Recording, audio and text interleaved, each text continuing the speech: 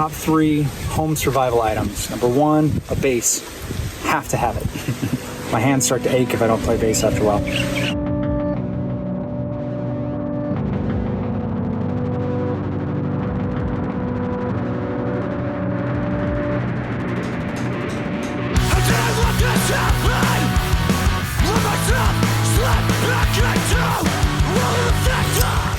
So yeah, this is Jeff from the Used, and this is my top 3. Top 3 records. First record is Lovage, the band Lovage. The record is called Songs to Make Love to Your Old Lady by. Epic grooves, Dan the Automator, Mike Patton. It's awesome. Let's see. Second is Ebo Taylor, Love and Death. No relation to our record in Love and Death, but Ebo Taylor, Love and Death. It's awesome Afro-Cuban vibes, solid backbeats, rad bass lines. Seriously cool. The next, I would say, Mulatu Atstatke, if I'm saying his name correctly.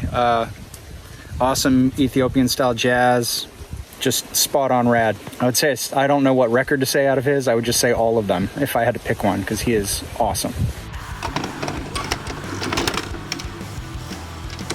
Okay, top 3 favorite movies right now. This one changes a lot. So I'm going to say right now, Cabin in the Woods, because of its incredible storyline, encompasses so many other movies into it, which is incredible. Hereditary, which is terrifying, but filmed the opening scene to that movie is so awesome to me, but the movie in general is really cool plot, really cool theme. And the next one, I'm going to say, is a tie between The Witch with 2 V's, Vitch, however you want to say it, The Witch, the old way to write witch. Incredible film, so cool. And Dr. Sleep, the new Dr. Sleep. The book to Dr. Sleep is so good, and the book to The Shining is so good, and that's why this movie to me is rad, is because Stanley Kubrick's version of The Shining is a lot different than the book.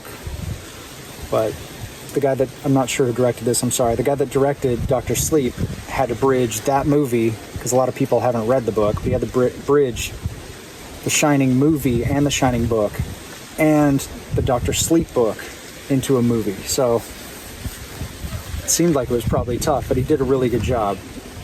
And all the actors they used to kind of look like all the older actors were fucking perfect. Yeah, good stuff. Things I do now but never did before. Top 3. Yard work. I like being outside. I love mowing the lawn. Get to put my headphones in, get to listen to whatever I want. Total vibe out. Number 2, hang out. I'm not a super hanger-outer. I do little spurts of hanging out in the past. But now I can relax a little bit more and kind of hang out socially. Kind of a loner, I guess, huh? Number 3, appreciate mistakes. Mistakes are important. You learn from mistakes. If you don't appreciate them, how do you learn, you know? Top 3 places to be.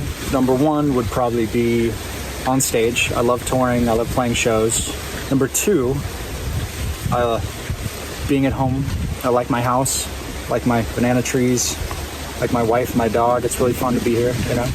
Number 3 would be out of the country. I like being out of the country. I like being in Japan, countryside in Japan. I like being in Europe, England. I mean, so much to see and explore. I like being in Malaysia. I mean, you name it. I like food and I like exploring, so out of the country is a solid play. It's kind of picking everywhere else, you know? It's funny, but yeah. Okay, guys.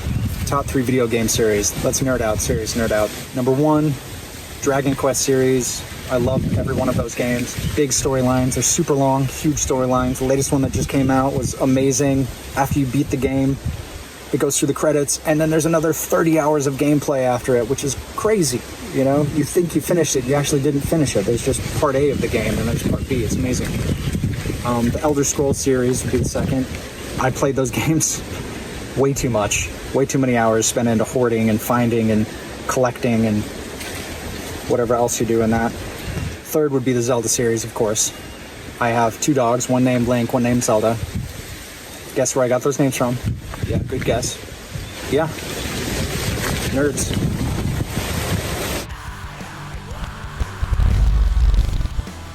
Top 3 bad habits. Number 1, not being able to sit still. I pace a lot, especially when I'm on the phone. I'll walk for miles and get lost because I'll not realize where I've went. Anytime I'm thinking, I walk too, I pace. Yeah, so I pace a lot. Let's see, what's another bad habit I have? Worrying about things that I have no control over, but I'm getting better at that one. I think a lot of people have that, right? And video games, is that a bad habit? Oh, I don't know. Sometimes that's a bad habit. So sometimes, yes, video games, sometimes, when I have stuff to do. Top 3 home survival items. Number 1, a bass. Have to have it. Obvious reasons, I'm a bass player. I need it. My hands start to ache if I don't play bass after a while. Number 2, I'm a nerd, so Nintendo Switch is pretty high on that scale. Yeah, a Switch because I can take it anywhere I want. I can play it in bed, you know what I mean? So Switch is great. 3 would be a machete. Yeah, because I have to deal with these things all the time, so machete is great. Helps with yard work. Yeah. The first book I'm going to say is a series. I hope that's all right. The Dark Tower series. Stephen King book. It's 8 books long. It says 7, but there's a book that kind of goes in between. I think it's book 3 and 4.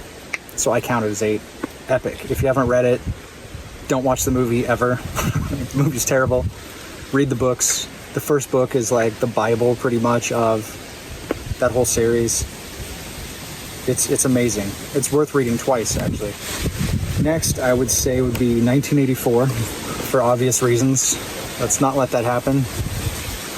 Let's not let quarantine stay quarantine after it ends. You know what I'm saying? Third is a tough one. I want to say 1Q84 by Haruki Murakami.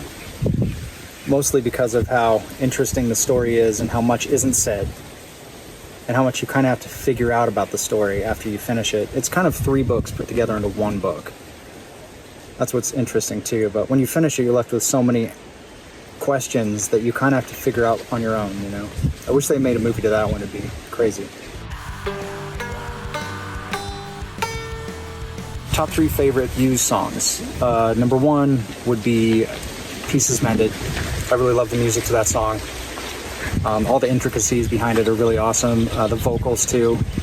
Ending with that bridge and chorus overlapping is awesome. Number 2, I would say, would be Ocean of the Sky. Not a lot of people heard that EP. It's a mess. It's a lot of feedback. It's really noisy. And to me, that's why it's so awesome. But lyrically, that record is awesome, lyrically. And Ocean of the Sky is just rad musically. It's a mess. And off the new record, I would say number 3 off the new record would be Bloody Nose. Cool vibe for the used. Almost something we haven't done before, but very similar at the same time. So I hope you enjoyed my top 3s, guys. Yeah, I did. It's a lot of fun. Thanks so much. Bye.